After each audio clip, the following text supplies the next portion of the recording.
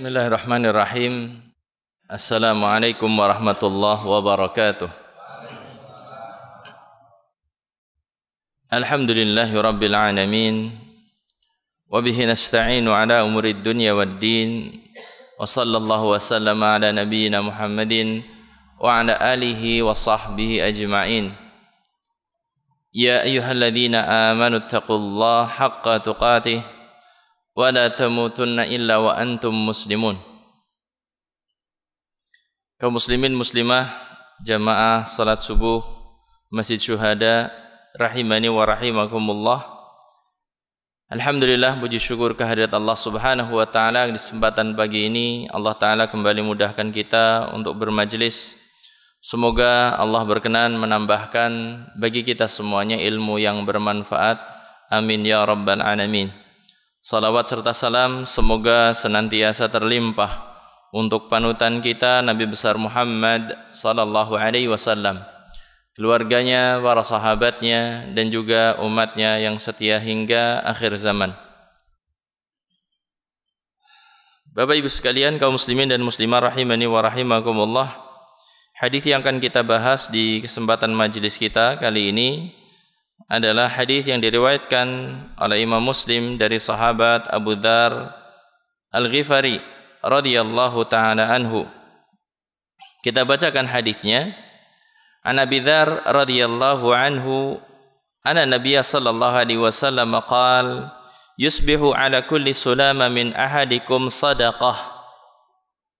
Kata Nabi sallallahu alaihi wasallam, di setiap pagi diharuskan setiap persendian seorang itu ada sedekahnya, ada kewajiban di setiap pagi untuk mensedekahi persendian-persendian yang ada dalam diri kita.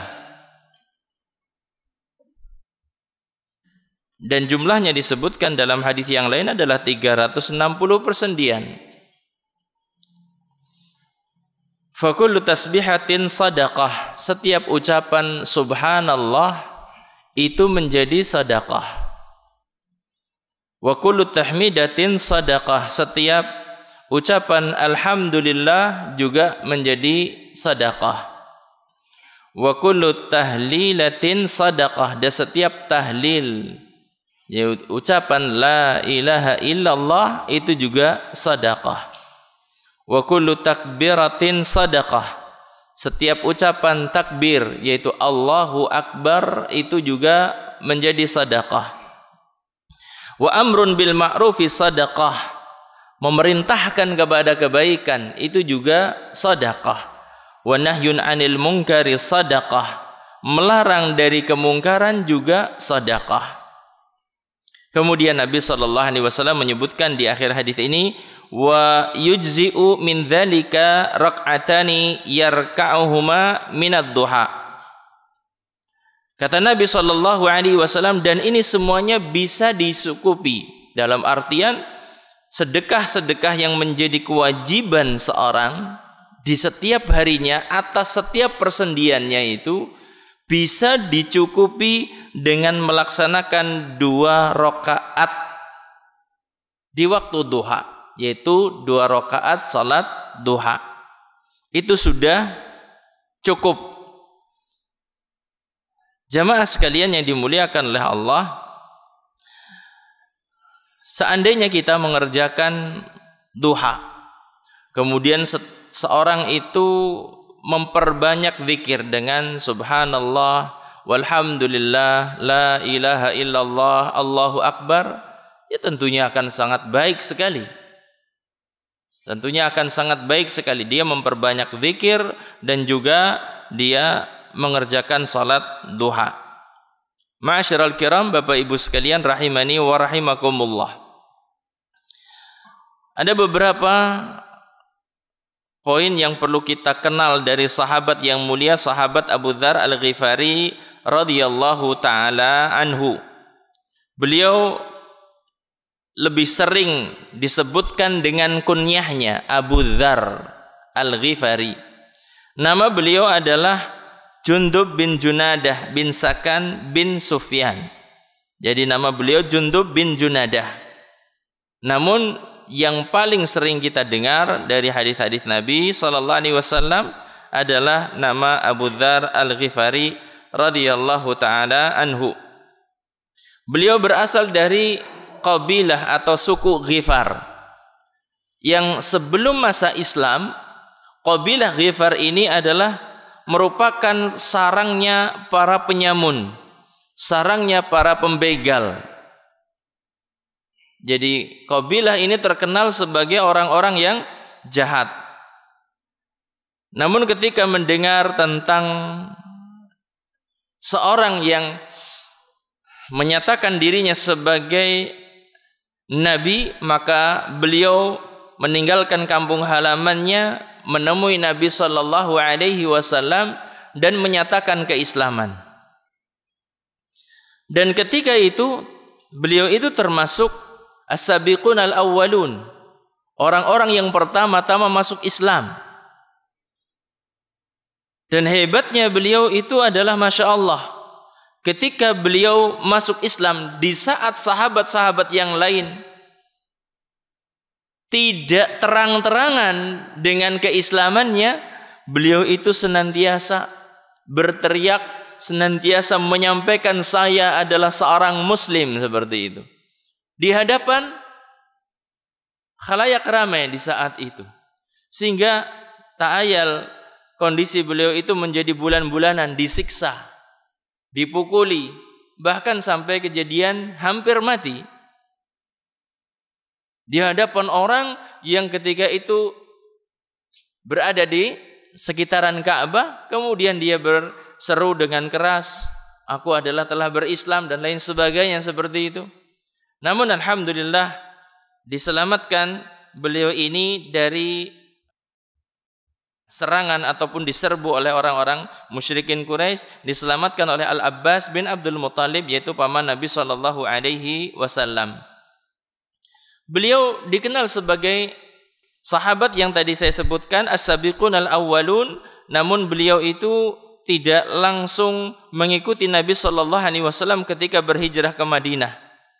Beliau tidak langsung mengikuti Nabi sallallahu alaihi wasallam, karena beliau pulang ke kampung halamannya dan sedang mendakwai kaumnya untuk menerima ajaran Islam. Jamaah sekalian yang dimuliakan oleh Allah, beliau adalah sosok ahli ibadah yang sangat luar biasa, yang nampak sekali ketika bagaimana beliau radhiyallahu taala anhu di awal malam sudah mau salat tahajud di awal malam. Kemudian di pertengahan malam mau salat lagi, masih dihalangi oleh sahabat Salman Al-Farisi, karena Salman Al-Farisi dipersaudarakan dengan sahabat Abu Dzar Al-Ghifari ini. Salman Al-Farisi dipersaudarakan oleh Nabi dengan sahabat Abu Dzar. Ketika itu Salman Al-Farisi nginap di rumahnya Abu Dzar. Di awal malam sudah mau salat tahajud. Siang harinya puasa, malamnya tahajud. Bukan hanya di akhir malam, di awal malam diingatkan bukan waktunya sekarang oleh Salman Al-Farisi. Kemudian tengah malam mau sholat lagi, ditarik lagi, belum waktunya. Pas di sepertiga terakhir barulah beliau itu dipersilahkan untuk sholat oleh sahabat Salman Al-Farisi. Ini menunjukkan tentang betapa mereka para sahabat itu luar biasa dalam ibadah kepada Allah Subhanahu wa ta'ala. Ini adalah sekilas tentang sahabat Abu Dzar Al-Ghifari radhiyallahu taala anhu.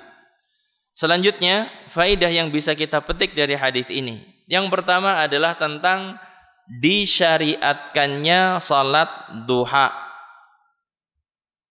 Disyariatkannya salat duha. Bapak Ibu sekalian yang dimuliakan oleh Allah, kebanyakan ulama atau jumhur ulama menyebutkan bahwasannya salat duha ini hukumnya adalah sunnah muakkadah, sunnah yang ditekankan sekali untuk dilaksanakan, sangat dianjurkan untuk dilaksanakan. Bapak Ibu sekalian yang dimuliakan oleh Allah, ini adalah pendapat kebanyakan ulama tentang hukum salat duha. Selanjutnya, yang kedua, apa makna dari duha itu? Apa makna dari duha?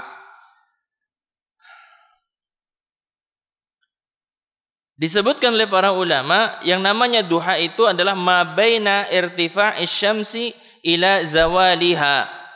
Waktu di antara naiknya matahari sampai tergelincirnya matahari.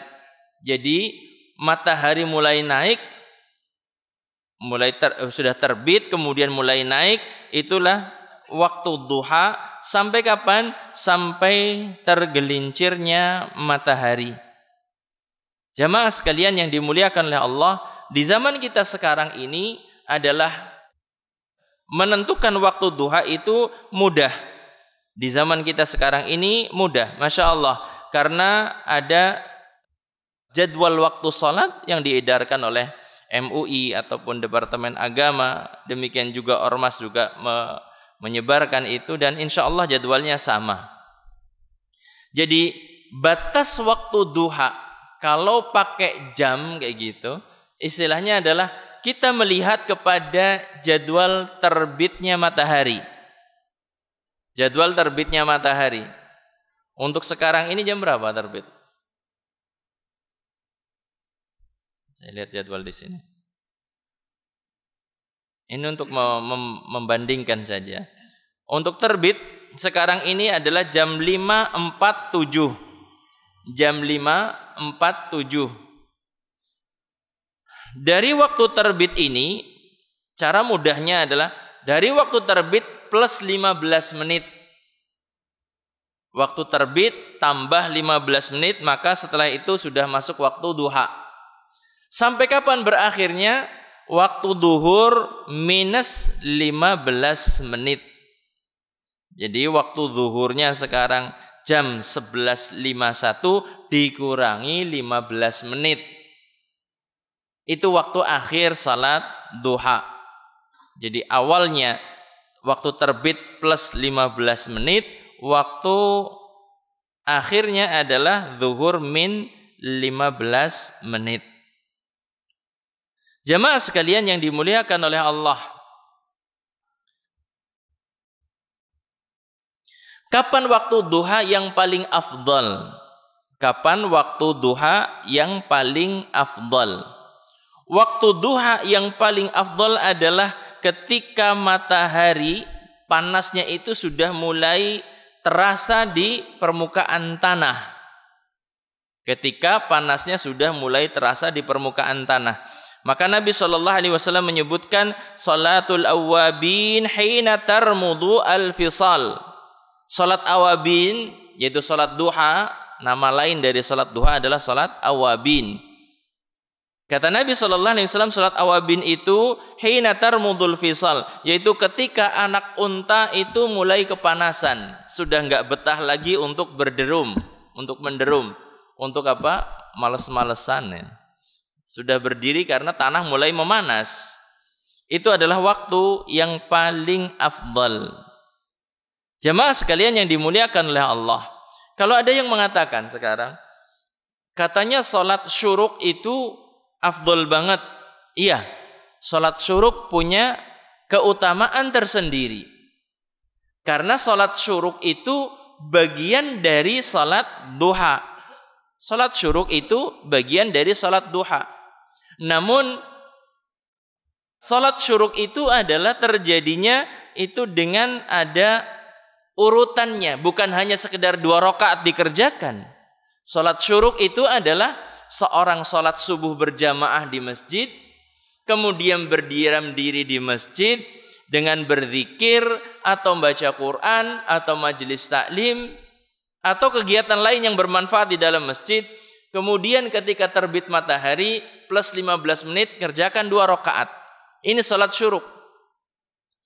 Nabi SAW menyebutkan bahwasannya orang yang mengerjakan dengan runutan tadi, berjamaah subuh, kemudian berzikir sampai terbit matahari plus 15 menit, ngerjakan 2 rakaat, pahalanya seperti berhaji dan berumrah. Kata Nabi, tamah, sempurna, sempurna dan sempurna.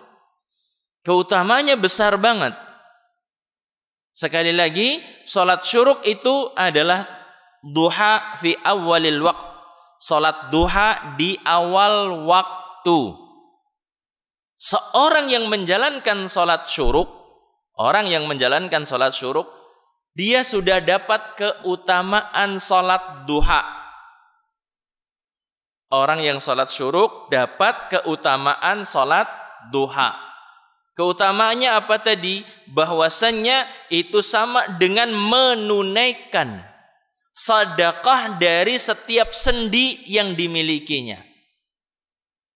Ketika seorang mengerjakan sholat syuruk, dapat pahala haji dan umrah, plus keutamaan sholat duha, yaitu apa? Berupa tertunaikannya sedekah dari setiap persendian yang dia miliki. Kalau seorang sholat duha, dia tidak mengerjakan syuruk, maka dia keutamaannya adalah sholat duha saja, tetapi tidak mendapatkan keutamaan sholat syuruk.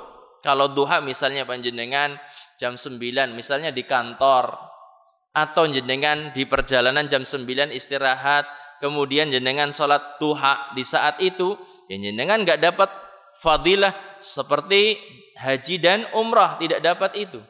Tetapi kalau panjenengan sholat syuruk, otomatis mendapatkan keutamaan dari sholat apa? Sholat duha.